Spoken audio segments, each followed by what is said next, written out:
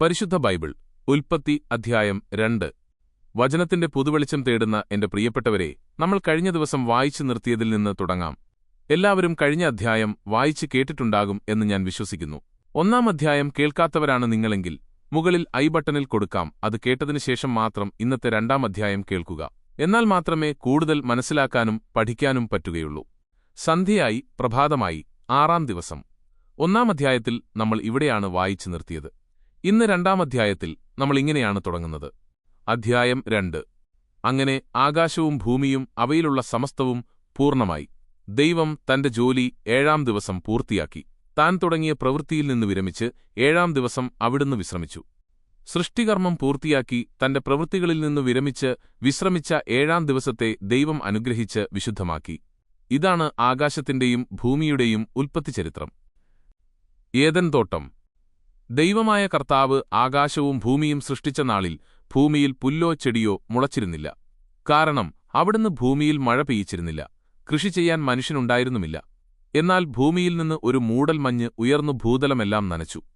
ദൈവമായ കർത്താവ് ഭൂമിയിലെ പൂഴികൊണ്ട് മനുഷ്യനെ രൂപപ്പെടുത്തുകയും ജീവന്റെ ശ്വാസം അവന്റെ നാസാരന്ധ്രങ്ങളിലേക്ക് നിശ്വസിക്കുകയും ചെയ്തു.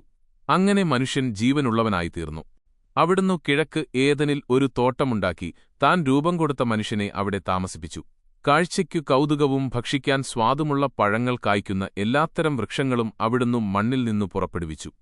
ജീവന്റെ വൃക്ഷവും നന്മതിന്മകളെക്കുറിച്ചുള്ള അറിവിന്റെ വൃക്ഷവും തോട്ടത്തിന്റെ നടുവിൽ അവിടുന്ന് വളർത്തി. തോട്ടം നനയ്ക്കാൻ ഏദനിൽ നിന്നൊരു നദി പുറപ്പെട്ടു.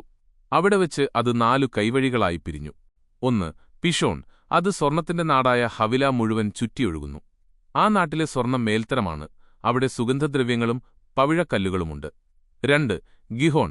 അത് കുഷ് എന്ന നാടിനെ ചുറ്റിയൊഴുകുന്നു. 3 ടൈഗ്രീസ്. അത് അസീറിയയുടെ കിഴക്കുഭാഗത്തുകൂടി ഒഴുകുന്നു. 4 യൂഫ്രട്ടീസ്, 4-ാമത്തെ നദി. ഏദൻ തോട്ടം കൃഷി ചെയ്യാനും സംരക്ഷിക്കാനും ദൈവമായ കർത്താവ് മനുഷ്യനെ അവിടെയാക്കി. അവിടുന്ന് അവനോട് കൽപ്പിച്ചു, തോട്ടത്തിലെ എല്ലാ വൃക്ഷങ്ങളുടെയും ഫലം ഭക്ഷിച്ചുകൊള്ളുക. എന്നാൽ നന്മതിന്മകളെക്കുറിച്ചുള്ള അറിവിന്റെ വൃക്ഷത്തിലെ ഫലം നീ തിന്നരുത്. തിന്നുന്ന ദിവസം നീ മരിക്കും. ദൈവമായ കർത്താവ് അരുളിച്ചെയ്തു, മനുഷ്യൻ ഏകനായിരിക്കുന്നത് നന്നല്ല. അവന് ചേർന്ന ഇണയെ ഞാൻ നൽകും. ദൈവമായ കർത്താവ് ഭൂമിയിലെ സകല മൃഗങ്ങളെയും ആകാശത്തിലെ സകല പക്ഷികളെയും മണ്ണിൽ നിന്ന് രൂപപ്പെടുത്തി. അവയ്ക്ക് മനുഷ്യൻ എന്തു പേരിടുമെന്നറിയാൻ അവിടുന്ന് അവയെ അവന്റെ മുമ്പിൽ കൊണ്ടുവന്നു. മനുഷ്യൻ വിളിച്ചത് അവയ്ക്ക് പേരായിത്തീർന്നു. എല്ലാ കന്നുകാലികൾക്കും ആകാശത്തിലെ പറവകൾക്കും വയലിലെ മൃഗങ്ങൾക്കും അവൻ പേരിട്ടു. എന്നാൽ തനിക്കിണങ്ങിയ തുണയെ അവൻ കണ്ടില്ല. അതുകൊണ്ട് ദൈവമായ കർത്താവ് മനുഷ്യനെ ഗാഢനിദ്രയിലാഴ്ത്തി. ഉറങ്ങിക്കിടന്ന അവന്റെ വാരിയെല്ലുകളിൽ ഒന്നെടുത്തതിനുശേഷം അവിടം മാംസം കൊണ്ട് മൂടി. മനുഷ്യനിൽ നിന്ന് എടുത്ത വാരിയെല്ലുകൊണ്ട് അവിടുന്നൊരു സ്ത്രീക്ക് രൂപം കൊടുത്തു. അവിടുന്ന് അവളെ അവന്റെ മുമ്പിൽ കൊണ്ടുവന്നു. അപ്പോൾ അവൻ പറഞ്ഞു, ഒടുവിലിതാ എന്റെ അസ്ഥിയിൽ നിന്നുള്ള അസ്ഥിയും മാംസത്തിൽ നിന്നുള്ള മാംസവും. നരനിൽ നിന്ന് എടുക്കപ്പെട്ടതുകൊണ്ട് നാരിയെന്ന് ഇവൾ വിളിക്കപ്പെടും.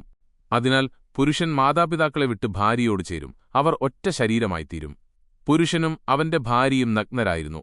എങ്കിലും അവർക്ക് ലജ്ജ തോന്നിയിരുന്നില്ല. പ്രിയപ്പെട്ട ദൈവമക്കളെ, വളരെ അർത്ഥവത്തായ വചനങ്ങളാണ് നാം ഇന്ന് കേട്ടത്.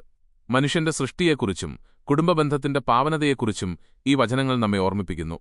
വായനയിൽ എന്തെങ്കിലും കുറവുകളോ പിഴവുകളോ ഉണ്ടെങ്കിൽ അത് സ്നേഹപൂർവ്വം ചൂണ്ടിക്കാണിക്കണമെന്ന് ഞാൻ താഴ്മയായി അപേക്ഷിക്കുന്നു. നിങ്ങളുടെ നിർദ്ദേശങ്ങൾ എന്നെ കൂടുതൽ മെച്ചപ്പെടാൻ സഹായിക്കും. ഈ വചനം ശ്രവിച്ച ഏവരെയും ദൈവം അനുഗ്രഹിക്കട്ടെ. നിങ്ങളുടെ എല്ലാ പ്രാർത്ഥനകളിലും എന്നെയും ഉൾപ്പെടുത്തുമെന്ന് വിശ്വസിക്കുന്നു. എല്ലാവിധ ആപത്തുകളിൽ നിന്നും രോഗങ്ങളിൽ നിന്നും ദൈവം നമ്മെ കാത്തുസൂക്ഷിക്കട്ടെ. നാളെ വൈകുന്നേരം 5:30 വീണ്ടും പുതിയ വചനങ്ങളുമായി നമുക്ക് കണ്ടുമുട്ടാം. എല്ലാവർക്കും ദൈവത്തിന്റെ സമാധാനവും ആശീർവാദവും നേരുന്നു. ആമേൻ.